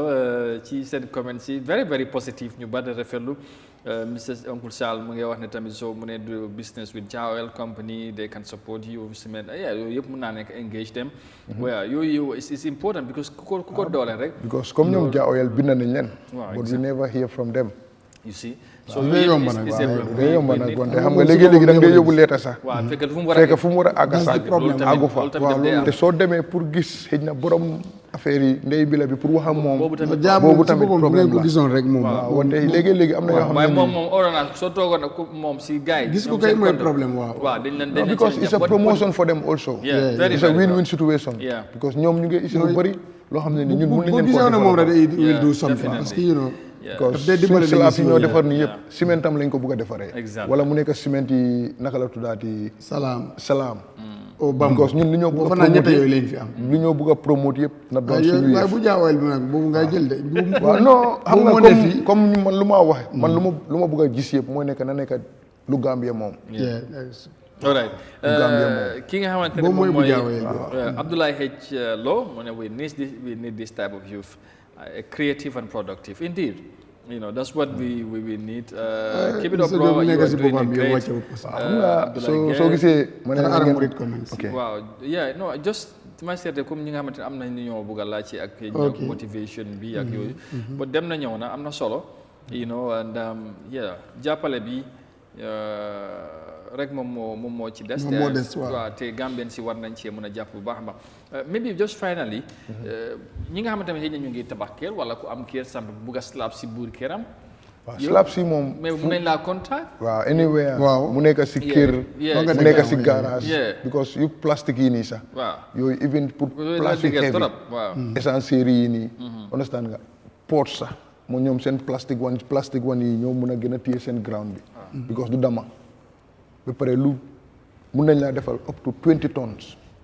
comme slab buy jël 20 tonnes waaw because ram bi rek nga niit pour poser foofu ram bu ko compresse boobu nga niit pour mu jox la tonne bi nga soxla waaw tonne si nga soxla so mun yooyu dunu moom anywhere koo xam ne ni sa kër la sa si paak la o foo xam ne ni daal yow bëgg nga mu nekk lu level slab si mun na faa dem te bëgg ngaa dimbale environnement bi tamit slab si mun na faa dem xam naa ne ñun Afrique moom def nañ ci suñu bay nañ ci suñu waar bu ñëpp defoon bu bëri Afrique boo force ñi gisee Banjul la si bunti State House bi laa dajee moom fekk président bi mu ngi just jógee sensitise nit ñi Banjul leen doon wër waaw about the floating ñu ngi doon wër Banjul soo ñu dajee mu ne moom bu mu nekkoon Europe mu def ñu doon seetaan mu ne xàmmee na ma soo joxee fly si leen jokkoo waaye xam naa ne leen daal moom jàmbaar bu doon man bàyyi na parce que réew mi tàmbali fi dara waaw dafa jafe trop téeméer bu ñu tàmbalee xamal na ñett ñooy yeggali because you know foog nga jàpp ko rek waaye xam naa ne Mr Diop incha allah bésam dina dem te gars yi dinañ ko seeti parce que Gambia luñ bëgg ku pare rek lu pare lu sotti. waaw lu pare te léegi fu mu nekk nii nag is already finished léegi te leena rek ngeen baalal ma de comme lu tax ma stop that question. non affaire yi dafa am boobu moom am na boobu texte it's alright boobu texte gars yi feel otherwise. Keba kan mu ngi laajte can you walk on a leak floor from rain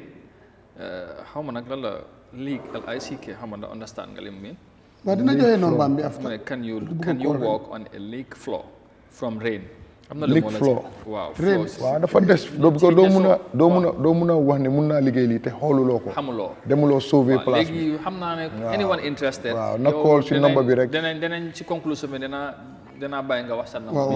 parce que loolu tamit bokk na ci li tax nga ñëw. li ma doon wax rek mooy spécial man lu ma gën a neex ci jóg volontaire yi moo dem daw yi nga xamante ne ñu ngi ci réew mi di am lu yu mel ni Abdoulaye ak moom ak ñeneen parce que du soo moom nag dafa lang moom dafa ne du bàyyi moo tax any development su ko amee dinañ ko indi pour nit ñi gis fu mu toll te nag fekk ñu ko war a jàppale ñu ngi ko ignore waaye demal rek su paree ba bu Gambie lu sotti rek ñëpp dañoo ñëw waaw lu sotti am borom waaw Mod Ñang xam naa ne su amul leneen loo ko bëgg a laajte mu tëj parce que time bi jeex na. waaw time bi am naa jeex na. waaw comme ni fu mu toll si développement dinañ fa dem. waaw ñu wax dëgg yàlla comme ni ma la wax la ñu xamante. non man ko wax kay moom mu ngi si safe hand so long yaa ngi comment link ak directeur moom. pour ñu ñëw fa moom du nekk problème. loolu moom because bugga naa tamit ñeen ñëw. gars yi mun a ñëw gis naka la ndaw yi di liggéey naka lañ starté foofu job bi ak naka la ñoo joobee. ak naka la affaire yi di demee foofu. non man nag dëgg rek su ma àndee moom soom tay xam nga man dama xam ne daal ni ku dëgër la te bëgg na lu muy def. soo ku ñu war a jàppale waaye xam naa ne ñim seeti yëpp ñoom ñooy mujjee ñëw seet si ko parce que Mr Joe am na ambition trop ba dëgër na si ba léegi mu ngi ko topp parce que su doon keneen konoon discourage na te lu bëree la si ñàkk loolu dafa ma gën a motivé xam naa si dara ba pare mu ngi see jàppale ndaw yu bëri te lii su ko yàlla dimbalee mu am nu mu ko bëggee xale yi bëree ndaw yu bëri mun nañ si am xëy te loolu na responsabilité council yi ak nguur si boppam du ñuy jàppale spécially clean the beach mas clean the road loolu central government sax waru siyaar kan spécially suñ gota yi depuis time yi Jammeh ba tey depuis time yi Jawara mun naa ba tey am na goto yoo xam ne ñu ngi bloc demal bu nekk Kanifing rek ba tey boo mu ngi daanu sax boo dee ñax mang fa sax soo demee boori LK waaw non foofu moom dafa fa tam bu LK bi boobu tamit the same thing boobu dafa fa tam am na ñu deen jaay foofu ñu ngi fa tuur seen raxas bi te ñoom lu gën a nekk seen problème ñu ngi gas gota yi te mu ngi leen ko wax ñaari at ba ñetti at léegi mooy bridge yi yu nekk si ron tali yi ak yu nekk si Johnson si because ñoom du ñoo mun a gas yooyu xam naa ne da ngay ñëwaat ci côté bridge yi ñu wax ndawen bi daanaka sori na soreetut loolu tamit teg foog ñu teel cee wax dañ na bàyyi next month mais you'll come back we discuss the latest projects ak yi fii bridge yi ak gota si naka lañ def ci gota si yooyu tamit foog ñu waxtaan ci di la jaajëfal ba xam naa dinaa la bàyyi nga joxe sa number bi dafa am benn waay mun ñang kii depuis démb maa ngi ko gis Facebook mu ngi foofu la ñu ne mu ne beautiful wonderful I don't know big xam naa ne daal Glima Liel friend Liel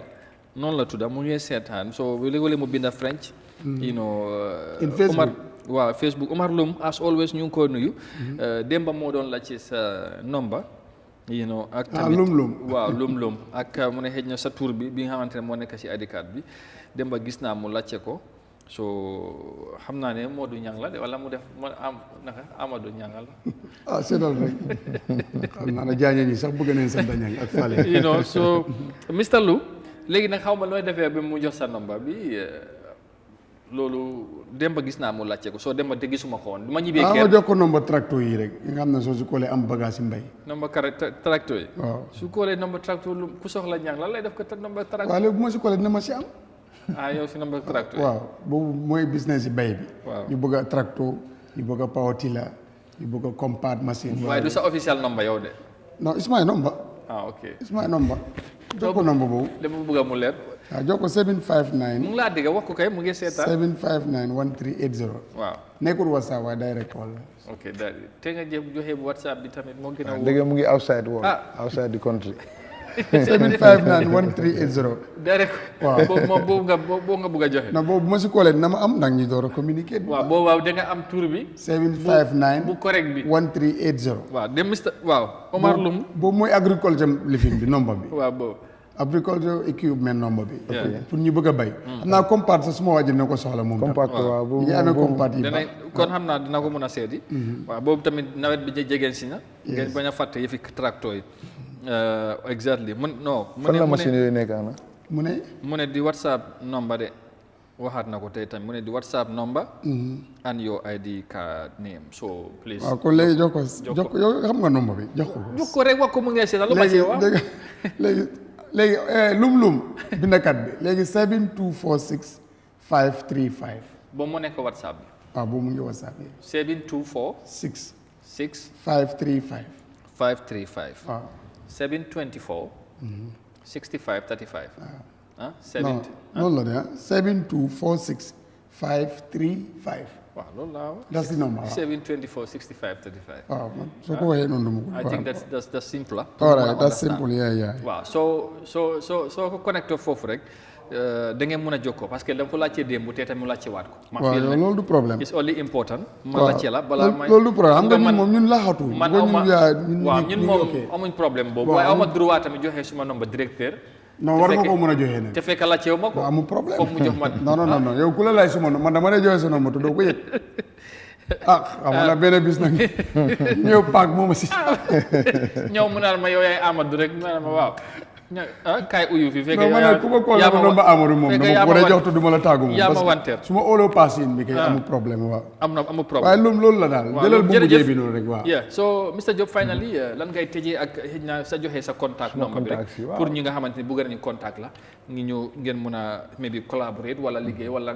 ñu am luñ bëgg nga defal leen. waaw jërëjëf si ñëw bi rek waaw comme ñu dellu si waat si contact si rek. because comme am nañ contact 777 5979. ok boobu is Africell waaw 777 5979. ok boobu mooy Africell bi. ok boobu tamit mooy WhatsApp bi wala. waaw boobu mooy WhatsApp bi waaw boobu am nañ boo xam ne nii tamit 6160 872. waaw boobu tamit mu ngi dox. ok am nañ beneen Gamcell number boo xam ne nii bu ñoo use boobu sorry 990 4271. ok waaw ñetta yooyu moom ku ñu si try di nga ñu am. ok 777 5979 61 50 872. 990 4271. 4271. Wow. All right. Jërëjëf, thank you very much ci ñëw bi and we look forward to having you sometime next month inshallah ñu wax ci affaire bridges yi gota si cleaning bi to ahead of the rainy season. Loolu tamit dafa am solo parce que that's your domain as well. Am nga some expertise yi nga xam ne boo ko see authorities yi war nañ cee mën a liggéeya. But the only difficult and unfortunate thing is they are not collaborating with you te loolu dafa war a am and support you as well. But like you said, the commitment is there. Determination bang for, and that's the most important thing. And with that, you can keep breaking barriers to grow to the highest level. Then we will continue pushing as when the need arises. Ñu indi la fi ñu waxtaan luñ ci mun tamit danañ ko def inshallah. Mun ña jaajëfal ko jaajëfal yow tamit xam naa rendez-vous bi suba inshallah. jaajëfal bu baax yow tam Amadou si ñu ko gérer ñi fi jaar ñëpp jaajëfal ML tam parce que tey ananas la lu am solo. Mr Diop, thank you very much. Just keep going. Keep it up bu Gambien bi. Yàlla baax na yàlla mooy jàppale la. maa ngi lay ñaanal daal ñi ngi doon uti ñoom ñu toog ba ñëw di la uti ngir soxla sa bagage parce que yow gis naa loolu sax boo demee rek réew dafa am njëriñ si réew absolument baax parce que lu moo liggéey quality la te moo ko defar boppam te réew mi daf ko soxla te réew mi daf ko soxla and I can say he would be inspiration if not already an inspiration to so many youth in this country loolu dafa am solo jërëjëf Abdoulaye Diop ci ñëw bi ñu ngi lay ñaanal yàlla ba mu continuer di la jàppale Gambien si tamit ñi nga xamante surtout ñu nekk ci diaspora bi ñu mun a collaborate wala mun a support in one whatever way loolu danañ ko soxla ñu doolalante jàppalante suñ biir te loolu nag ñu ne dafa laag ci ñun suñ biir ci Gambien si but supporting each other is very very important koo gis muy raam boo ko dimbalee ba mu taxaw moom tamit dina mën a yóbbaale keneen loolu dafa am solo jërëjëf Mon Ñang beneen yoon ci taxawaay bi di leen gërëm di leen sant suñ viewers yi foog ngeen mënoon a nekk ci biir réew mi wala ci diaspora bi surtout ñu ngi leen di jaajëfal baax a baax ci ànd bi ak Eyeafrica TV waaye surtout seen jotaay bi di Good Morning Africa rendez-vous bi suba lay doon juróom-ñeenti waxtu ci suba ñu dikkaat àndaat ak yéen ci waxtaani réew mi ñu continuer di pencoo ndax loolu rek moom moo am solo incha allah lépp li nga xamante ne dafa yittil askan bi moo doon suñu taxawaay as Eyeafrica TV loolu dinañ ko continuer di ko wéyal incha allah waaye suba ak jàmm ñu dajawaat fii di leen wax jërë ngeen jëfati ñu endoog jàmm bye bye